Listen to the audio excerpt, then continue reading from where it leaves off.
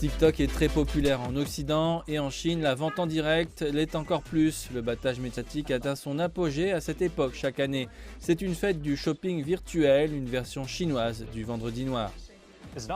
Nous ne sommes même pas mi-novembre et de nombreux acheteurs en ligne manquent déjà d'argent. La plupart blâment l'un des plus grands événements de vente en ligne de l'année en Chine, le double 11. Personne ne renonce à la chance d'obtenir des articles à prix réduit en ligne. En ne payant qu'une fraction du prix comme acompte, vous pouvez bénéficier de remises sur des produits allant des cosmétiques aux gadgets intelligents.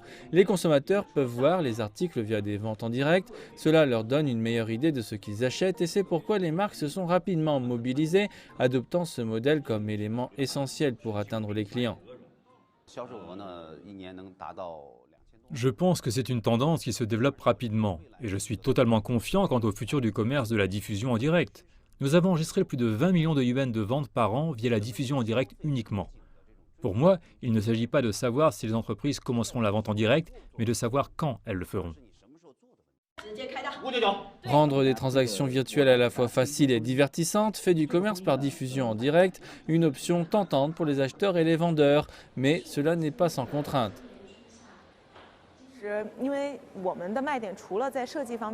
Je pense que l'un des inconvénients est que nous ne pouvons pas montrer directement à quel point notre artisanat et nos matériaux sont bien. Nous avons importé du cuir et du cristal de l'étranger, mais ces éléments délicats ne peuvent pas être ressentis car les acheteurs en ligne ne peuvent pas les toucher ou essayer ces chaussures eux-mêmes. De nombreuses entreprises se lancent dans le secteur pour la première fois et elles ont alors de nombreux défis à relever, tels que vendre plus vite que leurs concurrents, accroître leur part de marché ou même simplement mettre un pied dans l'arène.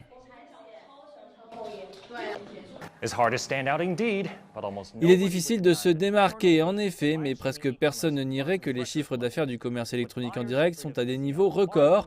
Les acheteurs ont peur de rater les bonnes affaires, alors que les détaillants ne laissent échapper aucune chance de vendre autant qu'ils peuvent. Les données montrent qu'à la fin de 2020, plus de 60% des internautes en Chine regardent des diffusions en direct et près de 40% d'entre eux participent à des événements d'achat en ligne. Jusqu'à présent, les diffuseurs de premier plan en Chine occupent toujours une part de marché dominante en termes de commerce électronique en direct. Cela étant dit, les diffusions des entreprises en elles-mêmes sont toujours un élément important pour soutenir leurs ventes, car ils ont besoin de moyens d'attirer l'attention en ligne et de convertir cela en trafic piétonnier dans leurs magasins physiques. Attirer l'attention lors d'un festival de shopping est plus facile que les jours normaux. Mais même avec les préventes impressionnantes de cette année, les analystes disent que les entreprises qui cherchent à avoir une conversion dans ligne ou hors ligne du double 11 sera toujours un défi.